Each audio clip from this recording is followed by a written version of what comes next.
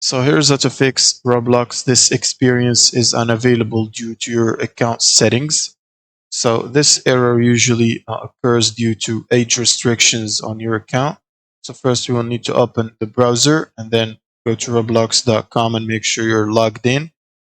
And then we will need to click on this settings icon on the right top, go to settings. And then in here, go to parental controls or privacy and content restrictions, and then content maturity, and then make sure it's all the way down, minimal.